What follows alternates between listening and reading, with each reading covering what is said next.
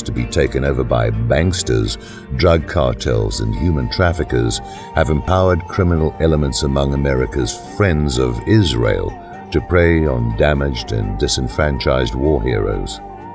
Service organizations tasked with protecting veterans have made it even easier, as they had begun the process long before, taking everything in sight and waving the flag to cover their crimes.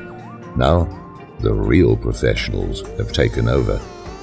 Back during the 19th century, nearly 400 acres of worthless land was donated as a home for war veterans. That land is now worth $4 billion. The veterans group, the Old Guard, that has been demonstrating for nearly 300 consecutive weeks, never knew who their real enemies were. Police came to arrest them, war heroes with an average age of over 70. The courts ruled that the police had violated the law. Aging veterans had their phones tapped, their computers hacked, and were even followed by members of special police units working for the Department of Veterans Affairs, some dressed as groundskeepers, photographed leaning on shovels while not so casually talking into microphones hidden in their sleeves and tapping their earpieces. It would have been funny if it weren't also criminal. Military police came, filmed, assaulting the aging wheelchair-bound vets, but police and the courts would do nothing. How do you tell the Israel lobby from the mafia? You can't. Then it happened. The Old Guard were called anti-Semites by the ADL. The ADL called them Nazi extremists. A local Jewish paper claimed the group was terrorists, citing that veteran protesters are likely to bring machine guns and start killing people in the streets. There is a problem with this. Some of the vets are Jewish. Their supporters are Jewish. Their lawyers from the ACLU are all Jewish.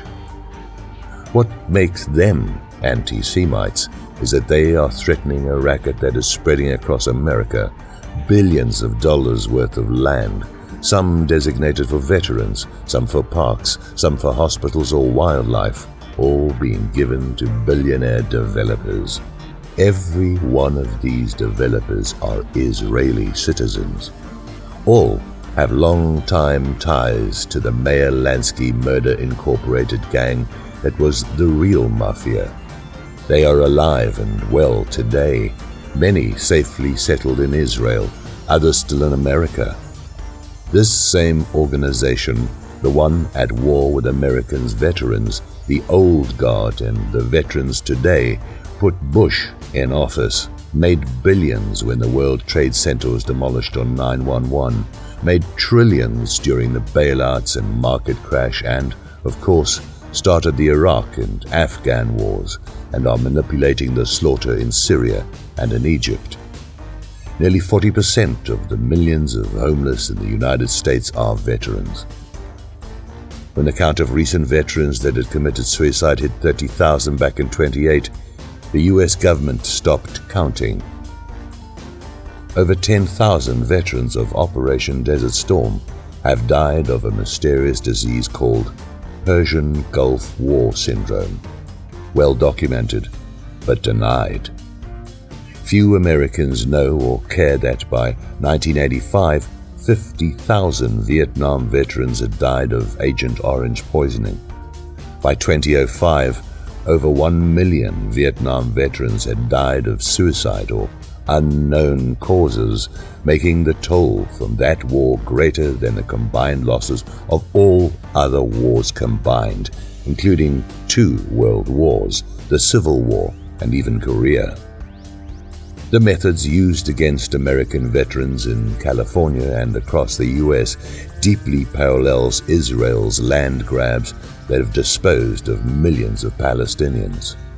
However, American veterans don't even have refugee camps to go to, no organization to represent them, and when and if they speak up, they are quickly disappeared, prison, accidents, or untimely suicides. Veterans have been officially classified as terrorists by the Department of Homeland Security. From the Washington Times, Homeland Security Secretary Janet Napolitano said Wednesday that she was briefed before the release of a controversial intelligence assessment and that she stands by the report, which lists returning veterans among terrorist risks to the U.S. The document on right-wing extremism sent last week by this department's Office of Intelligence and Analysis is one in an ongoing series of assessments to provide situational awareness to state, local and tribal law enforcement agencies on the phenomenon and trends of violent radicalization in the United States, Ms. Napolitano said in her statement. Let me be very clear. We monitor the risks of violent extremism taking root here in the United States. We don't have the luxury of focusing our efforts on one group. We must protect the country from terrorism, whether foreign or homegrown, and regardless of the ideology that motivates its violence, Ms. Napolitano said. We are on the lookout for criminal and terrorist activity, but we do not, nor will we ever, monitor ideology or political beliefs.